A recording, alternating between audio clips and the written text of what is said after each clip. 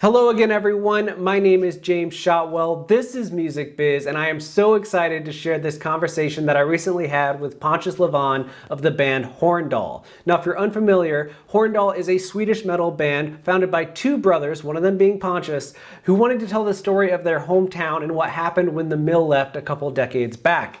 Now, this is a story that has taken place throughout the world. If you're from a small town or you know somebody from a small town, you can absolutely relate to what's happening in the journey of Horndal. And their music is so good. Lake Drinker is an incredible record, which we're going to talk about at length here, as well as how our environment can inform our creativity. We also talk about the pandemic, making a music in the pandemic, marketing your music in the pandemic, and what comes of live shows in the near future. Now, Sweden's take on the COVID-19 pandemic has been different than a lot of the world, so I think you'll find some interesting insight here from Pontus.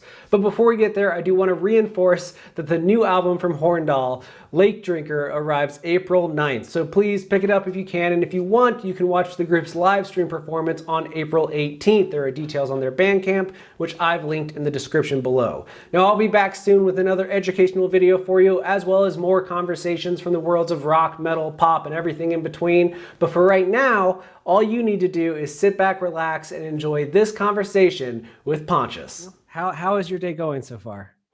It's very good. It's actually it's night here in Sweden, so it's 10 in the evening, and it's been a good day. I mean, we're getting closer to the release of the album, so we're excited, more and more excited for every day. So yeah, it's really good. How are you? I'm doing well. So is 10 o'clock a good time for metal parents to do their music business stuff? Yeah, it's the perfect hour. Kids are sleeping and dad can stay up and talk about metal. Mhm. No, How old are that's actually that's how old true. are your kids? I have two daughters. One is turning 5 really soon, and one is one year Okay. year old. So yeah, they're So small. they're small. You got your hands full. Yes, yes, I do. But it's good. And very Swedish of me. I'm on parental leave right now, so I don't have to bother with anything but daughters and metal at the moment. I love it. I love to hear it. So you guys do have a new album. It's coming out soon, titled Lake Drinker, which is maybe one of my favorite titles that I've heard all year so far. I don't know why. There's something about it that it could be a horror film, it could be a book, it could be an insult. I don't really know. So tell me where it comes from. You fucking lake drinker. I've never thought of it that Exactly. way. You hear it, right? Perfect. I'll do that. Yeah, but it's yeah, I like the title too. It's just it came to us and with the whole theme of this company, huge company coming to our hometown to build huge service facilities, and they want to take the water from the lake, our dear lake that we grew up swimming and Mhm. fishing in. And that's when we heard their plans of putting these pipelines from the lake, that we just felt that fuck, they're drinking the lake, like what, a Mhm. lake drinker. That's a pretty, I never heard that. So Yeah. we So that name is like, yeah, that's perfect, let's go with that. yeah, so now so it really is an insult in a lot of ways. Yeah, it's like a, yeah, an insult, or is it a demon? Is it, I mean, what is it? It just sounds mysterious. I think the argument for a giant corporation like that is that they are somehow both a terrible thing worth insulting and a demon in their own way. Sure, absolutely. Well, I've heard the songs off of I've heard the whole record, but since some people will probably have not yet, we can stick a little bit to the songs that people have heard. I will say that you're one of the only bands I've ever known to have a song title that actually has your own band name in it. It threw me for a second. I thought, like, when I saw the Horndal's Blood, I'm going to say it wrong. Blood Bad, is that how you say it? Yeah, Fine. When I saw that when I saw the title pop up for the first time on yeah, when it was initially released, I was just like, is this a typo? yeah. um, I know, it's a sort of like almost like a forbidden thing. It feels like this really old. It felt like something bands would do like in the '60s or something. mhm. If you're like the the animals or whatever, you can have a song called, I mean, the animals, blah blah blah. But Hmm. it's actually it's a reference to Stockholm bloodbath, Mm. which happened, yeah, yeah, it was a long time ago, and that was it's a big like important part of the history in Sweden, when they like literally like slaughtered people on in the town, and that became like the Stockholm bloodbath. So we just felt that it would be fun to play with that and put that in our really tiny village. So call it the Horndal, and the Swedish name then Blodbad. So there was Bloodbad. here is it's in Sweden it's a clear reference, and we just felt that we should go for that. Sounds, it's pretty stupid, but still it probably make someone notice or laugh or whatever. I think it's a typo maybe. I mean, I just want to see a band that does every song title that way, but you just pick different bands, like same song titles for this record, but just have like Led Zeppelin's "Growing Graves." Just people are like, "Whoa, what is this Led Zeppelin song?" Yeah, it's a good idea. It's a good concept. Now, I want to know, you keep talking about this hometown of yours being a tiny hometown. I'm from a tiny town in America, so give me what do we talk when we say tiny town? How small are we talking? Um, like 1,000 people. Okay, so yeah, everybody knows everybody type place. Yeah, definitely. And I don't know, maybe we're getting to that, but I mean, it used to be back in the day, it was like 3,000 people when we had the factory, the steel mill in our hometown. But when they decided to close it in the late 70s, it just that's when the town just died basically, and it was like depopulated, and people moved. So and that became that everything that happened when they closed that, and all the despair and like the unemployment and everything that happened after they closed it. What happened to the place, our hometown, is what we based the whole band's theme on, basically, because we just found that there are so many different stories and like angles and to tell that story. So so yeah, it's a small place that used to be a little bit bigger. I'm from a similar place, except in my town, it wasn't the mill closed. It was the state rerouted the highway like 5 miles Oh to the west. So no one was coming through the town anymore. And the same thing, 3,000 so to about 1,000 now. yeah. Yeah, but that's, I mean, we just noticed that, or I mean, of course, it's like that.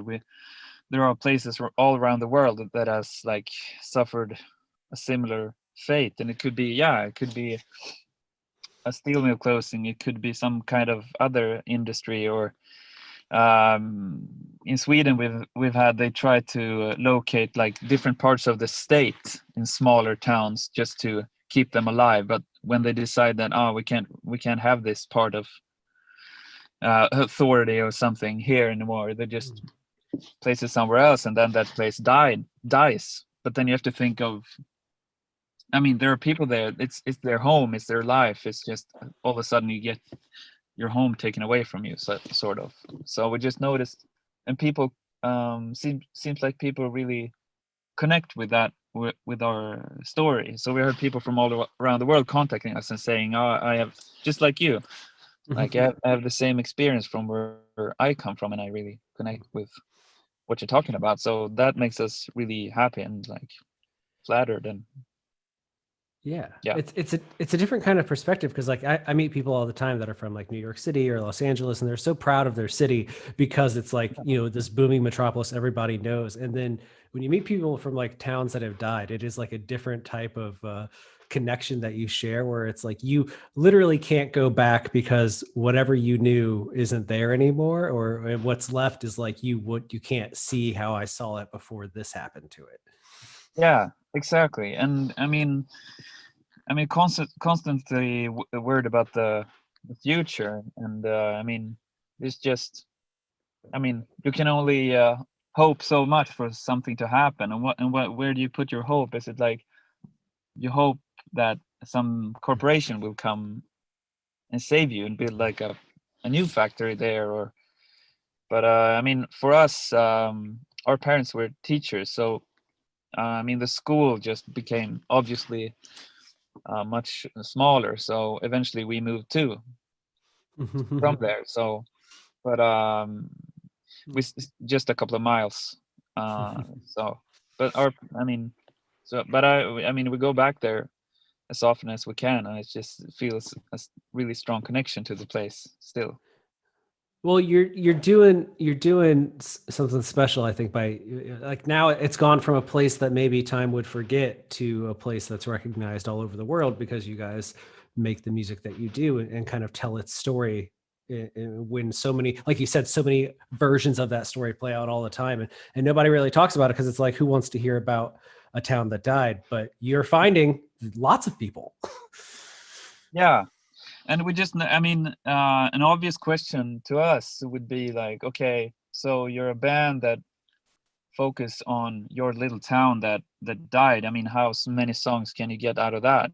It's just, is that one song about the steel mill rusting away? But we just felt that we just noticed that there are so many different angles to this, because I mean, just in our town, there were so many things happening around, like political things, and like the zeitgeist in Sweden at that time. It was when, because they weren't closing only in Horndal, they were closing everywhere, and just came this big issue about like the bigger cities or the countryside, like who, I mean, and what people should you care about? Should you only care about the people who live in the bigger cities? Shouldn't the whole country live, and all that, and all the people that were connected to the factory and their families, that they became out of work, and what should they do? And I mean, there is so many, and like all the empty stores and all the empty houses, and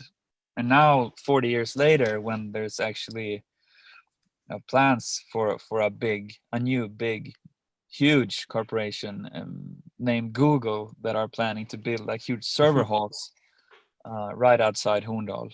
So, Mm, I mean, you're putting a lot of hope in that, but still, it's like, I mean, how many jobs can there be? It's like, when you're building it, yeah, but yeah. then like you need a couple of janitors, right? Hmm. So it's will they actually save us? And all we've seen so far are like the cut down. I mean, cut down trees, like they cut down like the woods we used to play when we were kids, and then the plants on where they're taking the water. So we just felt that there's so many stories. We just felt that, oh, there's at least one more album more in this. So Mm. we had no problem with filling the new album with stories from our hometown. Now, I'm always curious when I talk to an artist who's made a record like this, do Yeah. you go into it with Lake Drinker as kind of an overall idea, or are you writing material and you're like, you tie it all together after the fact? So what comes first, the chicken or the egg in this scenario? The It would be the egg, I think. No, but it's for us, it's actually weird, because the story and the idea with the band came before the band, sort of. Yeah. I've never had Hmm. that in my whole life. I mean, I played in bands, touring bands, recording bands all my life, but this was the first time, since I mean, it's a family thing. It's me and my brother, Hmm. and we grew up there, and we've been playing music all our lives, but we've never played together. Uh, he's sort of, I mean, I'm younger than him, so he was like the big brother, and he I started playing drums, and then he just taught me how to play guitar when I was really young, and I was like 12 years old. And from that time, it's like I started writing songs, and he was playing his kind of music and with different like bands and stuff, and I was doing my thing. But then a couple of years ago, we just decided, we just talked about like the place we come from, and like our history, and our parents that were really involved in the protests against the closure of the factory in late 70s, and all their struggle. So we just felt that, um, okay, so we have a dying steel mill, uh, and then we have this theater play that our parents were in, that was written and performed in protest of the closure. And in that theater play, our father played Satan, who was coming to the village to crush the steel mill and just take the money and sort of just leave the community to rust away and die. That was the story, and we just talked about like that's so metal. Like that story, it was nothing. I mean, it was nothing metal about it back then. But now when you see it, we just felt, man, we need to start a band. Maybe we should start playing together finally after all these years. So we had that idea, and then it's like, okay, well, this story should really go with really heavy riffs. And both Henrik and I really like metal fans since we were kids, but we haven't had like a proper metal band. We played all kinds of different music, like everything from jazz to like indie rock, some punk, and like arty rock or whatever. But this is our first like proper metal band.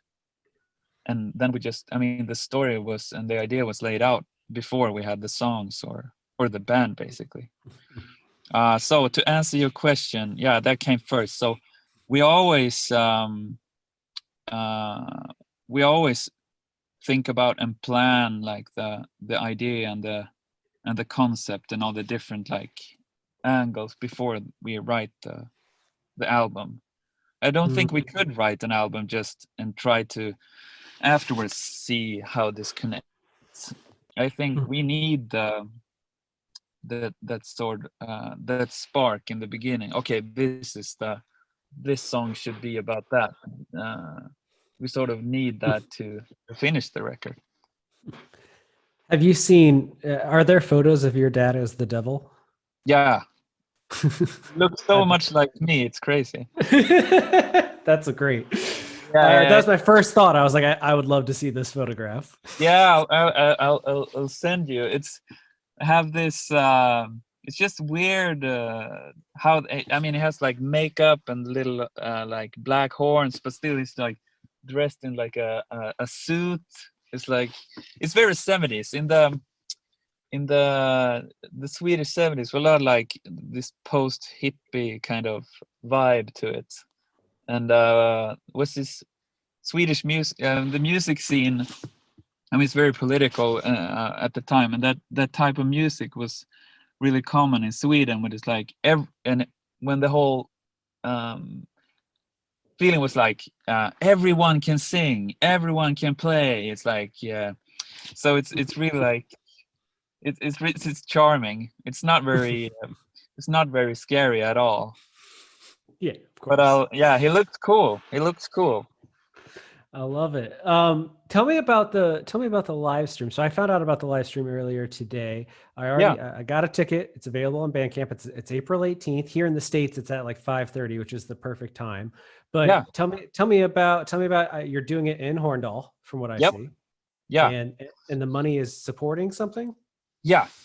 So I mean, still there are some real troopers trying to keep that memory alive of what Horndal used to be. So back where the factory was located, there are just ruins of it left because they blew it up. And we have a video of that. That's crazy. We put it in a music video for one of the songs on the previous album when they're actually blowing the whole building up, which is pretty like crazy. Just caves in sort of. But there are still just ruins there, but they want to keep the memory alive, so they just looking after the place, and it's become like a park. So they just to them it's really important that we remember what Horndal used to be and what that Sweden sort of used what it used to be, and that we need to remember that. And it's a volunteer work. They're looking after that, and then they have like a small cafe and like different like guided tours. If people, I mean, it's not easy to attract tourists to a dead town, but they really try. So we just felt that, I mean, they need support. So it's not a lot of money. I mean, we want to keep the tickets cheap. So it's I mean, you're basically looking into a computer screen, but still it's like $3, and we just think that, I mean, the money should go to them. But to us, it was obvious that we should do this thing in Horndal. I mean, this year, of course, I mean, these times are crazy, and we can't do like proper live shows. So we just figured that if we should do like a live stream that everyone does, we should do it all the way. So we should go back to Horndal. So we have like, I mean, friends and neighbors and really great people there that are helping us out. So we have the local theater is where we're playing.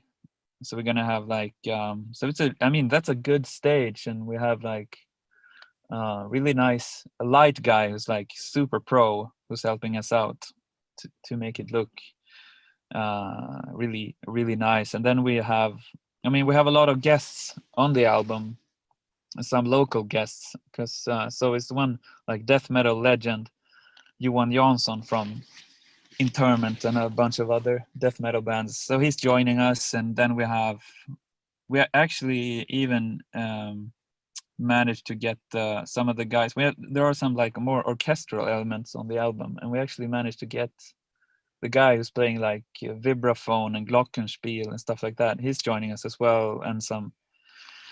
Hopefully, we had like a horn section, 3 dudes, but then one of them actually texted me earlier today and said he thinks he has COVID-19. So like, no. fuck. So we'll see. We might have a horn section. I think so. Maybe I hope the 2 other guys are healthy. Yeah, But that's amazing. yeah. So I think it's gonna be cool. You know, we mentioned Google in a not that amazing context a second ago, but I did use it to kind of tour your hometown because you can do the Google Map thing and you can just kind of like click around the city or the town. Yeah. Have you seen Very the video cool. we made? Yes, I have. Yeah. It was better, but I was like, I want to go check it out. And of course, it was like, here's the grocery store. Yeah. That's basically it. It's like a cafe and a grocery store.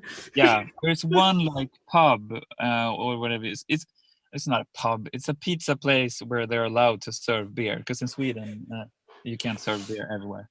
But that's like the one place, Berta's, which we That's also referencing in one of our songs. It's heads roll, blood spill down at Berta's Bar and Grill is one of the lines on a reference to Thin Lizzy, for those who knows they're Thin Lizzy. But well, I like your hometown. I mean, I'm from your hometown is way nicer than mine, and they're roughly the same size and died around the same time. So is there around like 1,000 people where you come from? Yeah, absolutely. Okay. And where is that? It's this tiny town called Constantine, Michigan, and it's the same thing where it's like we don't even have a grocery store. We have a Dollar General, which is like a big chain here in the States. They sell some groceries, and then there's a gas station, and then there's a bunch of abandoned things, and maybe like one restaurant that serves alcohol. That's about it. Yeah, that's the one thing you keep. Yeah, you always keep a bar. Please give us the alcohol. I totally get that. That would be the one thing I would save as well. Well, this has been really fun, as much as we're talking about some dark subjects. But I love the record. Becky was like, I think you're going to dig this. Becky from Prosthetic, for the people that are following along with us, she's helped us set up a whole string of the Prosthetic releases this year that we were highlighting, and this is one that I was like, this speaks to me. Great. Let me ask you this. It is the live stream, I assume, is probably your first show, and who knows how long. What's it like in Sweden? Are you starting to talk about like when you can play other shows yet? Yeah, I mean, there's talk, but still people are, I mean, some have more hope than others, obviously, but we have, I mean, so it's been really slow, obviously, and there's been cancellations. I mean, in the fall, people were hoping that you could play shows in the spring, but then those cancellations started happening, and now they're canceling the summer festivals.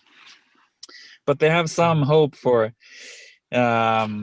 the later part of the summer and the fall, but I'm not really sure. We're actually booked to like 2 festivals and 1 Great. club show. Mm. Uh, and I mean, they approached us like, I really want you to play, and we're like, yeah. I mean, if it happens, we'll be there. I mean, we'll do fucking anything. Yeah, I'll play in yeah. the street, you know. Since we're so, I mean, it's been over a year since we played a show, and it's really crazy. So I mean, we're hoping late August. There's a Okay. really nice lineup Mm. in Stockholm. So I'm really hoping, Oh, but we'll see. yeah. I think I saw something about that. Is that Gloomy Days? Is that what Yeah, it's called? that's right. Okay. It's like, I Okay. mean, some really nice international names. I mean, Mm. Integrity. I mean, it was a huge band for me when I was younger, and still is, and like Conan, and there's a bunch of like, and then some really, really, really great Swedish bands as well. So I'm really hoping for that one, but we'll see. I mean, Well, in the States, it's the same thing, sort of. It's yeah. in the fall. Do you think there will be shows in the States? Oh yeah, at this point it seems like so many things are announcing this, especially this week in particular, that the general consensus is like we're doing this. Like Yeah, we yeah. we're coming back. We're tired. Like we're this is happening. I got an email today that had a tour date that's started July 9th. So that's like 90 days from now. So Wow. that's cutting it a little close, but August, September, and onward seems to be pretty busy. Yeah, but it seems like the vaccinations has come pretty Yeah. far. Yeah, I've I gotten mean, I'm in between my shots right now. I've gotten one oh, of my great. two. I mean, Yeah. so that's, I mean, for Sweden, we've had way more. It's been kind of world famous. We've had like a more open strategy, so we've had not had the proper like lockdown, Mm, which I'm yeah. not gonna say if it's good or bad. I don't know. You're just gonna let it roll. Yeah, of course. I mean, Yeah. there are so many people that try to be like, all of a sudden they're experts. I'm like, I'm not gonna be one of those people. Hmm. But Hmm. still, our vaccinations are going slower than for you guys. So Hmm. maybe you'll be first. Well, we'll see. I want to thank you so much for talking to me, man. This has Well, been thank fun. I you. appreciate you hanging out in your car to talk to me. It's cozy here. That was fun talking to you. No, I mean, this has yeah, been good. yeah, yeah, yeah.